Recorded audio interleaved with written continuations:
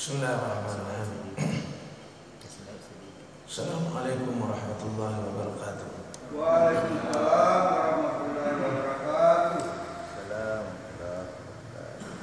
Alhamdulillah. Wassalatu wassalamu ala Rasulillah wa ala alihi wa sahbihi wa mawala. Subhanaka la ilma lana illa ma 'allamtana innaka antal alimul hakim. Amma ba'd. Qala Allah Ta'ala Laisu sawa'an min ahli al-kitab yatluna ayatillahi ana al-layli wa hum yasjudun yu'minuna billahi wal yawmil akhir wa ya'muruna bil ma'ruf wa yanhauna 'anil munkar wa yusari'una fil khairat wa ulaika minas shalihin. Sadaqallahul azim. Hadirin jemaah yang dimuliakan Allah Subhanahu wa taala. Allah Subhanahu wa taala berfirman dalam ayat yang saya baca yang artinya laisu sawa'an. Mereka semua itu tidak sama. Siapa min ahli kitab? Itu orang ahli kitab yang telah masuk Islam, jadi umat Nabi sallallahu alaihi wasallam. Ummatun qa'imatun yatluna ayatillahi ana al-lail wa hum yasjudun. Itu umat yang senantiasa istiqamah membaca ayat Allah saat tengah malam. Wa hum yasjudun, mereka bersujud, mereka beribadah menyembah Allah Subhanahu wa taala. Yu'minuna billahi wal yawmil akhir, mereka beriman kepada Allah dan hari akhirat. Wa ya'muruna bil ma'rufi wa yanhauna 'anil munkar, dan mereka menyeru kepada yang ma'ruf dan mencegah dari yang munkar, yaitu dakwah. Wa yusari'una fil khairat, dan mereka berlomba bersaing dalam kebaikan. Wa ulaika minas shalihin, dan mereka itulah orang-orang yang saleh. Sadaqallahul azim. Maha benar Allah dengan segala firman. Hadirin dimaksud yang dimuliakan Allah Subhanahu wa taala. Kita lihat ayat ini surat Al-Imran. Allah akhiri dengan ayat wa ulaika minas shalihin, dan mereka itulah orang-orang yang saleh. Apakah mereka karena sujud saja, salat saja, atau mereka hanya beriman kepada Allah hari akhirat saja? Tidak. Tapi mereka juga mensifati dengan sifat ya'muruna bil ma'ruf wa yanhauna 'anil munkar, yaitu mereka juga berdakwah. Ibadah mereka saat tengah malam mengagumkan, sehingga ayat ini konon turunnya adalah disebabkan oleh satu ketika Rasul terlambat salat Isya. Salat Isya Rasulullah SAW itu seringkali yaitu pada saat tengah malam. Makanya kata ulama berdasar hadis juga paling afdalnya salat Isya itu sesungguhnya adalah di akhir waktu afdal, yaitu yang mendekati tengah malam. Maka saat itu Rasulullah SAW mendapati mereka yang tadirun, mereka semua menunggu Rasulullah SAW untuk salat Isya berjamaah. Sehingga saat itulah Rasulullah katakan, tidak ada dari umat ini yang pada detik ini, saat ini, yang ia berzikir mengingat Allah sebagaimana kalian semua ini. Hadirin yang dimuliakan Allah Subhanahu wa taala. Tapi dalam kesempatan ini yang mau saya coba pesan dan kesankan kepada setiap kita adalah sifat soleh. Allah sifatkan, yaitu tidak hanya ketika orang itu melaksanakan ibadah sholat saja, tapi mereka pada siang harinya menyibukkan diri dengan berdakwah. Itulah sahabat-sahabat radhiyallahu anhum ajma'in, sehingga mendapat gelar radhiyallahu anhum ajma'in. Wasabiqul awwalun minal muhajirin wal ansar alladziina tabauhum bi ihsan radhiyallahu anhum wa radu anhu. Hadirin, demikian pula semat atau pensifatan Allah kepada orang beriman. Ketika Allah katakan mukmin, maka tidak hanya sekedar ia beriman kepada Allah, melaksanakan sholat, tidak, tapi juga mensifatinya, yaitu dengan sifat ya'muruna bil ma'ruf, sebagaimana dalam surat At-Taubah, wal mu'minuna wal mu'minat ba'duhum awliya'u ba'din ya'muruna bil ma'ruf wa yanhauna 'anil munkar wa yuqimuna as-salata wa yu'tuna az-zakata wa yuti'una Allah wa rasulahu ulaika sayarhamuhumullah. Ulaika sayarhamuhumullah. Innallaha azizun hakim. Perhatikan ayat ini. Ketika Allah Subhanahu wa taala firmankan, dan orang-orang beriman laki-laki dan orang-orang beriman perempuan, mukmin, mukminun, mukminat, adalah mereka yang menyeru kepada yang ma'ruf dan mencegah dari yang mungkar. Bahkan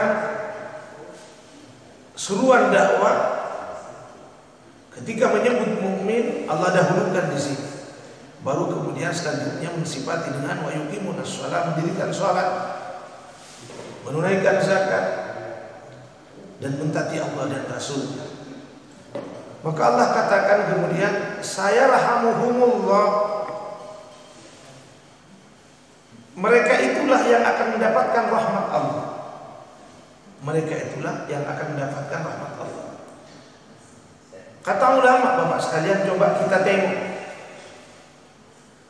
tengok dalam Al-Quran, dalam ayat-ayat Allah, semat pemberian sifat orang beriman, sifat soleh, bahkan yang biasa kita katakan, wah anak itu soleh.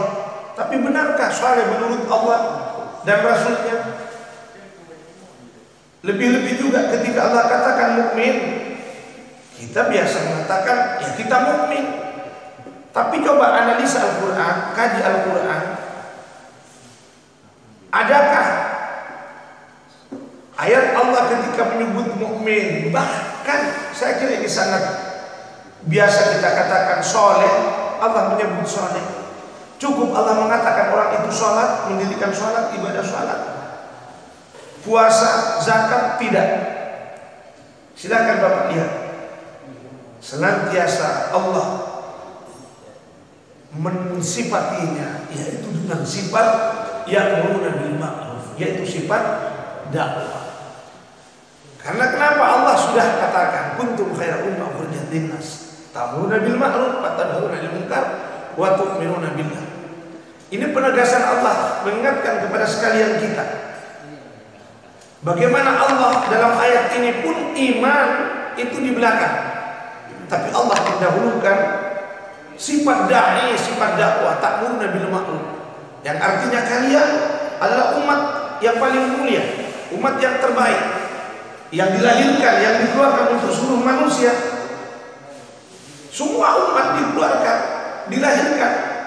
Tapi dalam ayat ini Allah katakan kepada umat ini, umat yang terakhir, umat baginda Rasulullah SAW, kalian adalah umat yang terbaik yang dikeluarkan untuk seluruh manusia dengan misi ta'muruna bil ma'ruf, kalian dakwah. Hadirin yang dimuliakan Allah Subhanahu wa taala, inilah pada kesempatan kali ini dalam ceramah singkat yang setelah itu kemudian kita mudzakarahkan bersama, kita diskusikan bersama. Saya ingin coba tekankan mengenai perintah-perintah dakwah, ayat-ayat dakwah kepada induk umat, di mana ulama juga katakan sesungguhnya kemuliaan umat, kejayaan umat ini dibuktikan, terbukti yaitu bila umat ini buat dakwah. Tapi sebaliknya keutuhan umat ini terbukti bila umat ini tinggalkan dakwah. Hadirin yang dimuliakan Allah Subhanahu wa taala, Rasulullah SAW mencontohkan dahulu sendiri. Masuk Abu Bakar radhiyallahu anhu, dia bertanya, apa yang harus saya buat ya Rasulullah? Kamu buat sebagaimana yang saya buat. Maka terang-terangan dibuka dia buat dakwah sehingga dia pulih sampai pingsan. Diceritakan juga Abu Dar radhiyallahu anhu ketika ketika kemudian masuk Islam dia bertanya, apa yang saya buat ya Rasulullah? Kamu buat sebagaimana yang saya buat, dakwah. Maka Abu Dhar terang-terangan berdakwah sehingga ia pun kemudian dipukuli sampai pingsan. Ini contoh, ini dalil. Hadirin yang dimuliakan Allah Subhanahu wa taala, sebab dakwah itulah kemudian sekalipun banyak penentangan-penentangan dari kaumnya, dari keluarganya, dari orang sekampungnya di Mekah, akan tetapi tetap Allah kemudian berikan pertolongannya di mana orang-orang Yathrib Madinah mereka telah masuk Islam dan kemudian mau membantu daripada dakwah Rasulullah SAW. Ini adalah umat dakwah. Kata ulama, jangan katakan ini umat ibadah saja, tapi ini umat ibadah dan umat dakwah.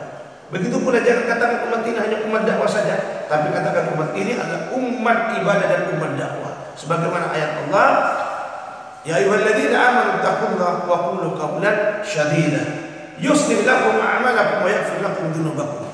Allah janjikan kepada umat ini perbaikan amal, bahkan Allah akan ampuni seluruh dosanya. Bila apa? Bila orang yang mengaku beriman, bertakwa, mentaati perintah Allah, dan apa? Dan berdakwah. Wa qulu qawlan shadida, menyampaikan kalimat la ilaha illallah, sebagaimana dalam hadis para nabi senantiasa berkata kepada kaumnya, ayuhan nas qulu la ilaha illallah tuflihu. Rasulullah SAW, wahai manusia, menyeru kepada manusia, katakan, ucapkan la ilaha illallah, tidak ada Tuhan selain Allah, maka niscaya kalian akan beruntung. Hadirin yang dimuliakan Allah Subhanahu wa taala, tahun 1948. Nah, sengaja ini cerita saya angkat duluan sebelum saya bercerita dengan cerita lainnya. Di zaman Rasulullah SAW dan sahabat-sahabat dan tabi'in, ketika jemaah dikirim dari India berangkat, dikirim ke Palestina, maka saat di sana bayar, maka seorang ulama namanya Maulana Yusuf rahimahullah, pengarang daripada kitab Yatus Sahabat, dia katakan kepada jemaah saat itu, dia bercerita tentang bagaimana ketika penguasa Yahudi, penguasa Baitul Maqdis yang saat itu menguasai Baitul Maqdis, orang-orang kafir, ia berkata ketika menyerahkan kunci kepada Sayyidina Umar radhiyallahu anhu, selamanya orang Islam akan menguasai ini Baitul Maqdis, ini Palestina, selama mereka imannya seperti kalian semua, yaitu lebih mementingkan akhirat daripada cinta dengan dunia. Mereka bersungguh-sungguh membela agama dengan mengharapkan ridho daripada Allah Subhanahu wa taala. Tapi satu ketika mereka kembali imannya seperti kami, keadaannya seperti kami, mencintai dunia dan takut akan kematian, tidak mendahulukan kehidupan akhirat, maka Baitul Maqdis akan berada di tangan kami. Saat itu mereka mengabaikan, bahkan mereka ada sebagian berkata, pulanglah kamu ke India, kami di sini tempat daripada para nabi, kami tidak butuh bantuan itu. Dalam ketika jemaah dikirim di saat yang lain, diceritakan, kami butuh bantuan senjata, atau kalau tidak bantuan ekonomi, bantuan finansial, obat-obatan dan sebagainya. Kalau urusan berdakwah di sana di kampung masih banyak orang menyembah sapi, kamu dakwah sama mereka. Ini tahun sekitar 1948. Hadirin subhanallah taala. Maka seperti inilah sesungguhnya mulianya ini umat dengan dakwah, dan hiranya umat ini bila tinggalkan dakwah. Nabi sallallahu alaihi wasallam sekalipun sendiri, tapi akhirnya bagaimana? Hidayah tersebar hampir ke seluruh belahan dunia. Arab semuanya masuk Islam. Diceritakan bagaimana sahabat Uqbah bin Nafi datang di daerah Maghribi, ya, kalau sekarang di Maroko kira-kira. Maka raja saat itu ketika mendengar ada orang mengajak kepada agama selain daripada agama mereka, agama Nasara, sebagiannya Yahudi, maka mereka raja kemudian memanggil dan kemudian katakan, kalau kau tidak keluar dari negara kami, dari kampung kami ini, kalian semua akan kami penggal. Maka betul mereka pergi, tapi pergi ke hutan.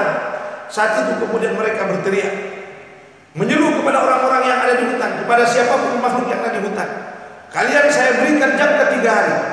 Bila kalian masih mau menghuni hutan ini, maka dengan izin Allah kalian akan kami bunuh.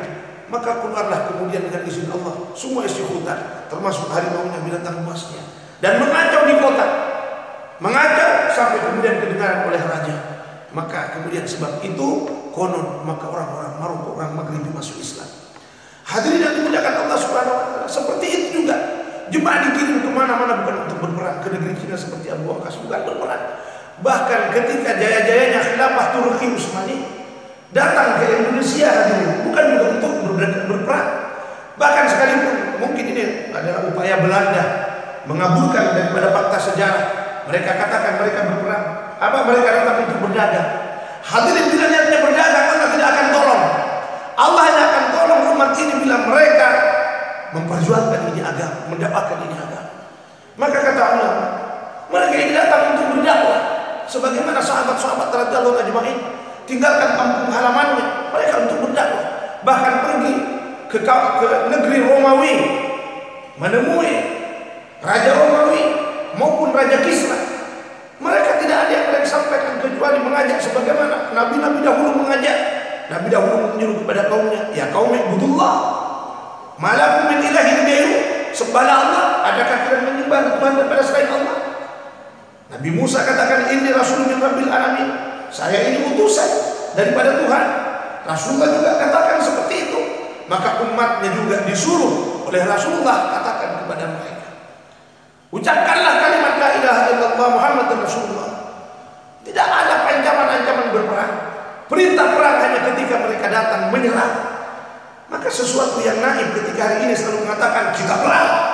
Maka ketika dikatakan suasana yang aman ini, kesempatan untuk berdakwah dikatakan berperang, maka yang selalu muncul adalah suasana-suasana perang, teriakan-teriakan Allahu Akbar, itu perang. Tapi ketika dakwah, maka teriakannya adalah seruannya, kedua kalimat yang selalu terucap adalah kalimat la ilaha illallah. Jadidu imanakum, jadidu imanakum, perbarui iman kalian, perbarui iman kalian. Kayak pada jadidu iman, bagaimana caranya Rasulullah? Akhirul itu la ilaha illallah, kan ucapkan berbanyak la ilaha illallah. La ilaha illallah tidak hanya diucapkan, tapi disampaikan. Wa qulu qawlan syadidan. Syadidan maksudnya adalah qawlan syadidan adalah kalimat hak. Apa itu kalimat hak? La ilaha illallah. Yang dengannya kita hidup, yang dengannya kita mati, yang dengannya kita akan masuk ke surganya Allah Subhanahu wa taala. La ilaha illallah miftahul jannah, kunci daripada surga ini. Hadirin yang dimuliakan Allah Subhanahu wa taala. Begitulah seandainya mereka tidak terlena dengan kekuasaan, dengan dunia, dengan kemewahan dunia, Allah akan tetap berikan ini kejayaan. Ya. Tapi tidak, mereka terlena sehingga ada Rusia yang telah melahirkan dalam sejarah telah terbukti bagaimana Ibnu Arabi, bahkan Ibnu Rus, bahkan Ibnu Malik pengarang daripada kitab Alfiyah yang terkenal sampai saat ini. Tidak ada pesantren yang tidak ada pesantren yang sungguh-sungguh pesantren. Tidak ada kitab Alfiyah Ibnu Malik. Itu semua berasal daripada Andalusia Spanyol. Buktinya juga Masjid Cordoba. Tapi mereka tinggalkan dakwah, maka habis, tidak tersisa. Seperti itulah kemudian. Kenapa kemudian datang penguasa penjajah-penjajah? Datang negeri-negeri Imperium, para penjajah menjajah negeri-negeri Muslim. Ini kata ulama karena mereka tidak lagi berdakwah. Mereka sibuk pikirkan dunia mereka, ekonomi mereka. Penguasa sibuk bagaimana dengan kekuasaan mereka. Bahkan perang saudara hanya untuk memperebutkan kekuasaan. Maka Allah cabut kemuliaan daripada ini umat. Dan terbukti juga negeri kita sebelum datang penjajah telah Muslim. Bahkan bagaimana negeri Indonesia yang namanya kerajaan Singosari, kerajaan Majapahit yang hebat, semuanya tunduk tanpa setetes pun darah. Karena kenapa? Mereka orang Islam datang kemari untuk berdakwah, dakwah bil hikmah, menyampaikan kalimat la ilaha illallah, sehingga mereka semua bertekuk lutut menyerahkan kekuasaan kepada mereka, orang-orang yang senantiasa membawa kalimat la ilaha illallah. Tapi ketika datang penjajah, mereka lalai lagi, mereka tidak buat dakwah sehingga hampir 350 tahun. Bahkan Jepang nanti walaupun 2,5 tahun.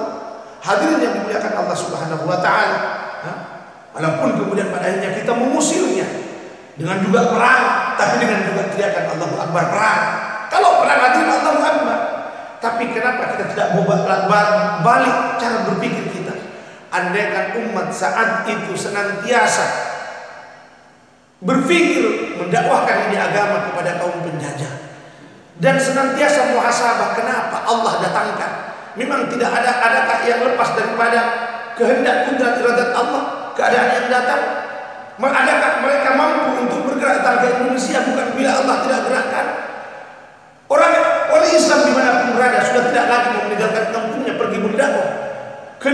mana di sana masih kafir, masih belum mengenal Islam. Negeri Eropa di sana hanya sedikit saja yang Islam. Maka saat itulah kemudian apa kelirunya? Apa kemudian hikmahnya? Bila Allah gerakkan hati-hati mereka untuk datang ke negeri-negeri di mana ada orang Islam, dalam pikiran mereka untuk menjajah, bahkan untuk mengajak mereka kepada agama mereka, seperti Portugis mengajak kepada Kristen, Protestan, Katolik. Begitu pula orang-orang misalnya daripada Inggris dan Belanda, mereka juga dengan misi dakwah juga ada mereka. Karena kekuasaan ini hanya dengan dua saja, apakah sebab agama atau sebab ingin berkuasa. Hadirin yang dimuliakan Allah Subhanahu wa taala, maka seperti itulah terus keadaan ini berlangsung. Ketika umat tidak lagi ada sebagai seorang dai, lupa misi umat ini diciptakan, dikeluarkan sebagai umat yang terakhir, usianya pendek, ibadahnya sedikit, lemah iman, lemah amal. Akan tetapi kemuliaan ini umat, ya, ibu bukan berarti lemah iman karena sahabat-sahabat orang yang sempurna imannya. Maksud saya karena fisiknya yang tidak sebagaimana fisik orang-orang dahulu sebelumnya, usianya juga begitu, maka kita katakan ini lemah. Tapi kenapa Allah Subhanahu wa taala muliakan dan katakan paling mulia? Dan kenapa diharamkan umat-umat sebelumnya masuk surga sebelum ini umat? Tidak lain kata para alim ulama, bila kita mengkaji ayat, adalah karena kerja yang dahulu diberikan kepada para nabi, para rasul alaihi wasallam telah diberikan kepada ini umat. Nabi SAW usianya 63 tahun, usia dakwahnya hanya 23 tahun kurang lebih. Mana mungkin dia diutus ke seluruh dunia menyampaikan ini dakwah sampai kepada manusia yang ada di ujung-ujung dunia, barat dan timurnya dunia, tidak mungkin. Jadi tugas tanggung jawab siapa untuk meluluskan umatnya. Sampai Nabi katakan balighu anni walau ayat, walaupun satu ayat. Bahkan Allah telah bercerita dalam Al-Quran, semut pun dijadikan contoh, burung hut pun dijadikan contoh, bahkan anjing pun Allah muliakan karena ikut orang-orang yang berdakwah. Hadirin yang dimuliakan Allah Subhanahu wa taala, inilah yang sedangnya setiap kita mengkaji terus bahwa umat ini telah lupa bahwa tanggung jawab besar yang akan menjadikan umat ini paling mulia dan menguasai ini peradaban dunia. Sebagaimana Allah telah janjikan, wa alladzina amanu minkum wa amilus shalihat lastakhlifannahum fil ardh. Bila mana? Bila umat ini iman amalnya benar. Kapan iman amal ini benar? Ibarat manusia bila kepalanya dipegang. Sunnah Nabi yang terbesar adalah sunnah dakwah. Dakwah ibarat kepala. Maka jika umat ini ambil kerja ini dakwah, maka niscaya kekuatan Allah akan berikan kepadanya baik secara zahir maupun secara rohani, sehingga ibadah-ibadah umat ini akan sampai menembus langit, akan sampai kepada Allah Subhanahu wa taala, sehingga tidak ada susah bila Allah telah menurunkan rahmat, telah menurunkan memberikan pertolongannya kepada ini umat. Tidak ada susah karena bom tidak ada artinya. Seluruh apa yang kita takuti hari ini tidak akan sanggup memberikan manfaat dan mudarat sedikit pun kecuali dengan izin Allah Subhanahu wa taala. Selainnya seperti itulah orang beriman datang, bagaimana diceritakan, datang seorang sahabat kepada Rustum, masuk istananya Kaisar Romawi dengan tanpa takut sedikit pun, memasuki istana yang mewah dengan permadani yang indah, tidak ada sedikit pun dengan kudanya sekalipun, dengan tongkatnya dipukul-pukulkan. Itulah yang membuat bergetar hati-hati daripada musuh. Hadirin yang dimuliakan Allah Subhanahu wa taala. Tapi tidak dengan hari ini. Mungkin kalau hanya berteriak, hari ini berani, tapi andaikan perang betulan, sanggupkah dia untuk kemudian rela meninggalkan anak istrinya? Maka umat ini mesti dilatih dulu sehingga kuat imannya. Caranya bagaimana? Bentuk jemaah-jemaah. Kita bergerak menjumpai saudara-saudara kita. Bahkan saya telah beberapa kali menemani orang Palestina, mungkin belasan kali.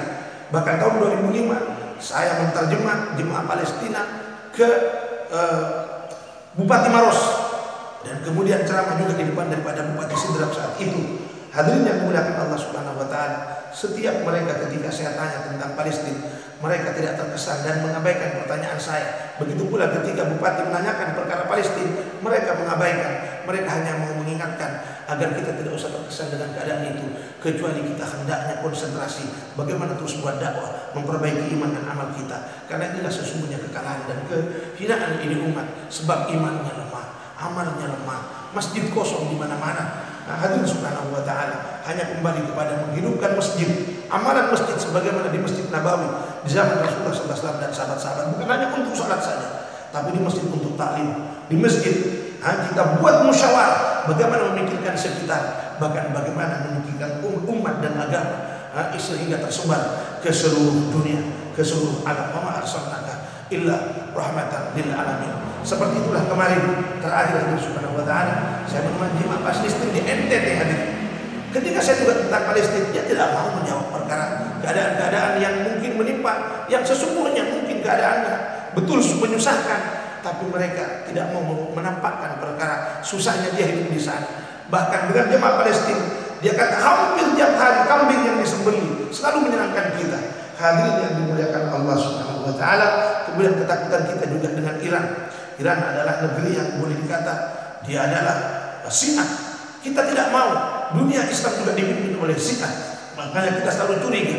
Sedangkan Hizbullah nampaknya membantu, tapi kita juga curiga. Tapi hadirin yang dimuliakan Allah Subhanahu wa taala, kalau orang Palestina bercerita ya kan, bahwa di Israel sendiri orang-orang dakwah ketika berkumpul dalam setiap malam Jumat dijaga oleh tentara-tentara Yahudi. Ya, karena mereka tahu tidak boleh mengganggu mereka. Kapan mereka diganggu akan datang pertolongan Allah kepada mereka. Pertolongan Allah akan berikan kepada umat mereka, paham. Hadirin subhanahu wa ta'ala, orang Iran pun ketika kami jumpai, ketika sebelum corona datang kira-kira 10 jemaah orang Syiah Iran, orang Iran. Mereka datang. Kemudian waktu itu saya langsung menjumpai, karena saya duduk di Istiqbal di resepsi, istilahnya ruang tamu. Maka hampir semua ketika saya tanya, mereka dengan percaya diri di kami, di Iran dakwah kuat. Bahkan dia mengaku di sanalah markas setelah India Pakistan paling kuat. Subhanallah, saya kaget. Saya merasa bahwa di sana negeri Syiah. Kenapa dia bilang Sunni kuat? Hadirin rupanya sekalipun minoritas, tapi mereka justru kompak, kebersamaannya begitu kuat, sehingga walaupun di negara Syiah mereka seolah-olah merasa aman dan nyaman, terus bebas untuk berdakwah. Begitu pula orang-orang dakwah yang ada di Israel, yang ada di Palestina, mereka tetap, bahkan imam, salah satu imam daripada Palestina keluar 4 bulan, ia sampaikan kepada orang-orang India yang gemar dengan teknologi, dia katakan, andaikan kalian juga mau datang kepada negeri kami, niscaya Allah akan usir orang-orang yang menjajah negeri kami. Maka seperti itulah ketika datang Cina, semestinya kita tidak perlu khawatir. Maka karena kita tidak datang berdakwah kepada Cina, maka risaukan agar mereka mengenal Allah. Sehingga setiap kita bila merisaukan bagaimana orang yang tidak tauhidkan Allah agar mentauhidkan Allah, Allah akan balik hati-hati mereka untuk memasuki Islam. Sehingga hampir dunia Islam hanya orang-orang Yahudi nanti yang kafir, sehingga mereka nanti akan dibunuh. Sehingga walaupun ia bersembunyi di pohon garkat sekalipun, pohon yang berduri, dan itu sudah dicitrakan oleh Allah, mereka juga akan dibunuh karena pohon itu pun berbicara bahwa di sini ada orang Yahudi, sehingga mereka tanpa tersisa dibunuh. Orang-orang Nasrani tersisa, tapi Nabi Isa Allah turunkan, sehingga kemudian Nabi Isa pun mengaku bahwa dia bersyahadat dengan syahadat la ilaha illallah Muhammad Rasulullah, maka mereka punya Nasrani akan masuk Islam. Seperti itulah cerita umat ini akan berjaya bila umat ini terus menyerukan kalimat la ilaha illallah, sehingga tidak ada satupun orang yang tidak mentauhidkan Allah. Kalaupun masih ada, itulah kehendak Allah. Karena kata Allah yang terakhir, walau syi'na la'atainaha hudaha, walau syi'na la'atainaha hudaha, walakin haqqal qawlu minna anna jahannam minal jinnati wan nasi ajma'in. Andaikan saya mau, apa susahnya? Semua orang saya beri hidayah, tapi keputusan saya akan penuhi neraka jahanam dengan jin dan manusia. Maka orang-orang yang tidak tergerak hatinya untuk memasuki agama, Allah akan biarkan. Itulah maksud man syaa falyu'min wa man syaa falyakfur. Yang mau silakan beriman, yang tidak mau silakan kafir. Akhirnya terima kasih atas segala perhatian, mohon maaf atas segala khilaf dan kekurangan. Subhanallah wa bihamdihi, asyhadu an la ilaha illa anta, astaghfiruka wa atubu ilaik. Wassalamualaikum warahmatullahi wabarakatuh.